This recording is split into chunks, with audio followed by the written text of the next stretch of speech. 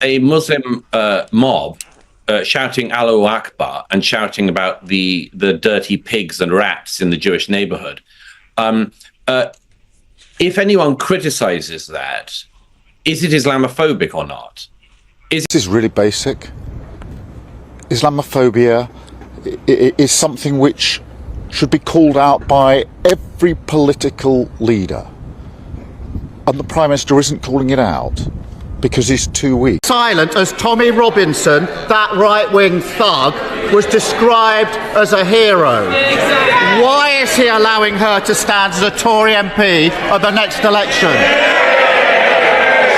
Well, Mr. Speaker, I don't believe a single member of this House supports Tommy Robinson. I have to take you back to Keir Starmer here because his response to the rise of anti-Semitism seems to be to speak more about the dangers of Islamophobia. Here he is with London Mayor Sadiq Khan doing just that.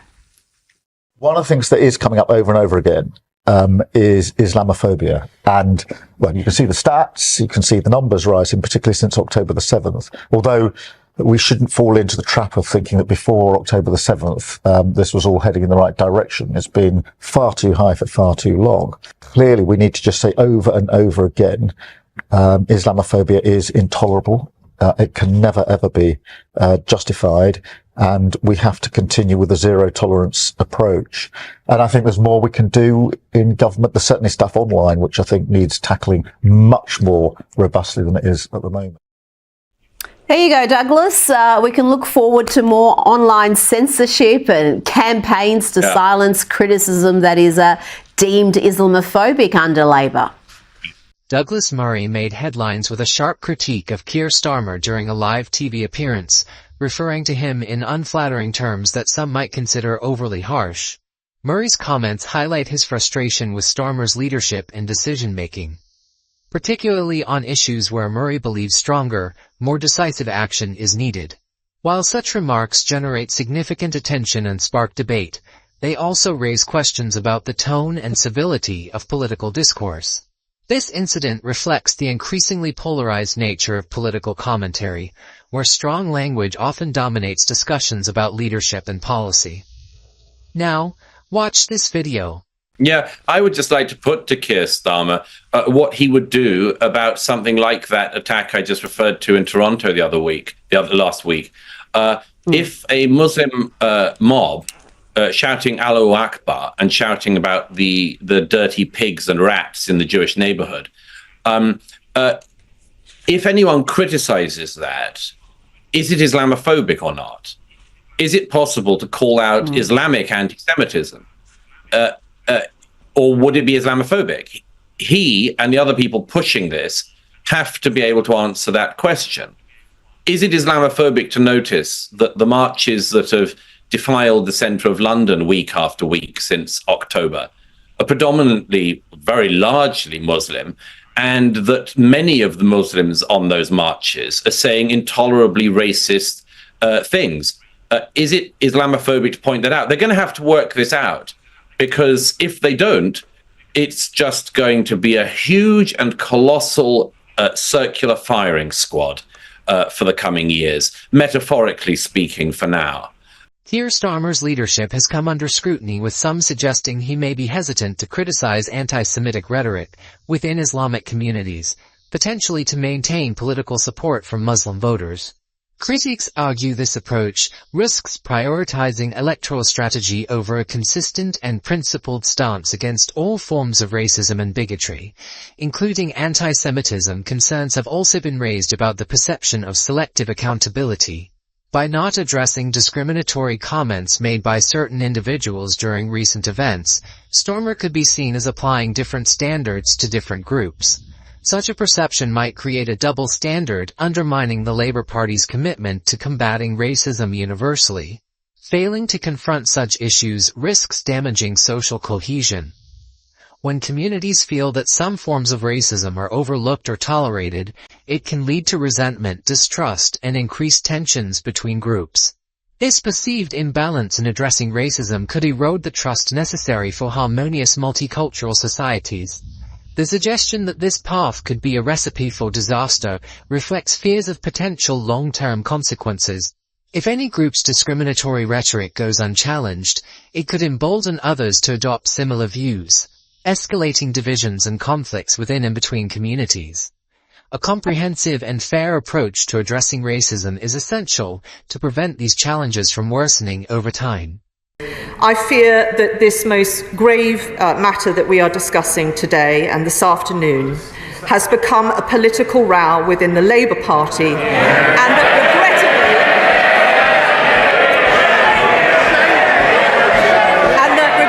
Order. I want to hear the point of order. Thank you. Thank you, Madam Deputy Speaker.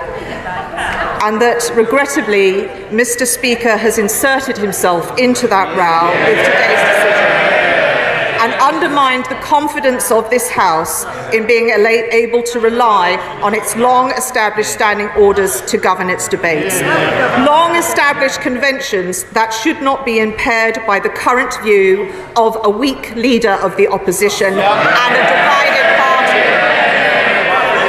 I would ask, Madam Deputy Speaker, I would ask that the Speaker take the opportunity to reassure all honourable and right honourable members that their Speaker, our Speaker, will not seek to undermine those rights in order to protect the interests of particular members, and that future Opposition Day debates will not be hijacked in this way. And I say this, Madam Deputy Speaker, for the benefit of all members. Keir Starmer's leadership faces potential challenges if he is perceived as inconsistent in addressing issues of racism, regardless of the source. Failing to confront discriminatory behavior from any group could erode trust among voters who prioritize a firm and impartial stand against all forms of prejudice. Such a perception might also be leveraged by political opponents to question Starmer's dedication to principles of equality and justice. For the Labour Party, this issue carries broader political ramifications. If the party appears to prioritize the concerns of certain communities over others, it risks alienating key segments of the electorate. This could make it more difficult to maintain or expand support, potentially weakening the party's ability to build a diverse and inclusive coalition of voters, a critical factor for electoral success. And the lack of thought that people like Starmer have put into this, the pandering to communities, is, I think, a recipe for absolute disaster. You can stand up for the rights of all of your citizens to be able to live in peace, but that means standing up to hatred wherever it comes from, of the most extreme kinds. And Keir Starmer would find it easy, I'm sure, like all of us, to stand up to any actual far-right extremism. Can he stand up to the Islamic extremists? We'll see. Keir Starmer's leadership has faced criticism, with some accusing him of avoiding direct confrontation with extremism within certain Islamic communities. This has sparked a broader conversation about his approach to addressing sensitive issues in the UK. Critics argue that failing to take a firm stand against extremist rhetoric risks undermining efforts to promote social cohesion and uphold democratic values. Douglas Murray has been vocal on this topic, emphasizing the need to address anti-Semitic views that may exist within some elements of Islamic communities. His position highlights a contentious debate.